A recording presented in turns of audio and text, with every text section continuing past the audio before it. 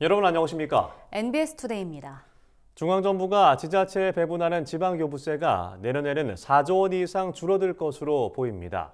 올해 국세 수입이 당초 예상보다 30조 원가량 덜 거친 영향인데요. 인구 소멸 지역 지자체 대부분이 재정 자립도가 낮은 만큼 지방교부세 감소가 지방 소멸을 부추길 수 있다는 지적이 나옵니다. 이은영 기자가 전해드립니다.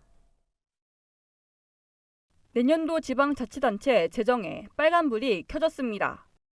올해 세수 부족으로 중앙정부가 지자체에 지급하는 지방교부세가 4조 원 넘게 줄어들 것으로 예상되기 때문입니다.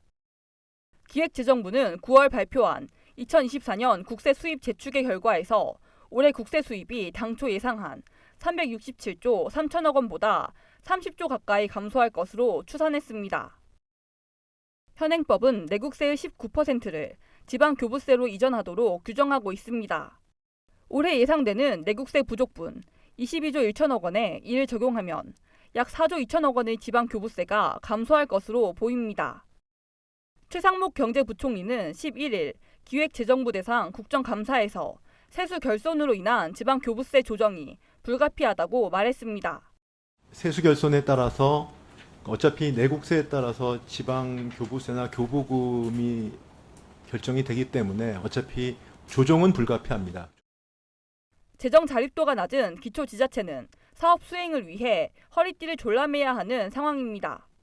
가장 큰 부담을 이제 교부세에 의존하고 있는 게 지자체, 특히 전남 쪽에서는 이제 세수가 부족해 버리니까 이제 사업 예산이 많이 줄어들 수 있는 허리띠를 좀 졸라매야 되는 이런 부담이 있는 거죠. 문제는 재정 자립도가 낮은 지자체 대부분이 행정안전부가 지정한 인구 감소 지역이라는 겁니다. 실제로 2024년 당초 예산 기준 재정 자립도 하위 10개 지자체는 모두 농촌을 크게 품은 인구 감소 지역이었습니다. 이에 지방 교부세 감소가 지방 소멸을 부추길 수 있다는 지적이 나옵니다.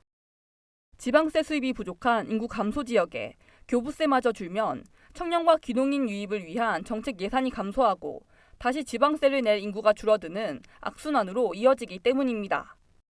아무래도 교부세가 감소된다면 이제 지방 소멸을 막기 위해서 진행해왔던 청년 정책, 그다음에 교육 정책, 농업 정책 등의 많은 사업들이 차질을 빚게 되고요. 아마 그렇게 됨으로써 지방 소멸이 더욱 가속화될 것이 예상됩니다. 10일 국회 기획재정위 국정감사에 출석한 최상목 부총리는 줄어든 세수와 관련해 관계 부처 등과 지자체 부담을 최소화할 방안을 협의 중이라며 10월 내로 지방 교부세 등에 대한 구체적인 방안을 마련하겠다고 말했습니다. MBS 이은영입니다.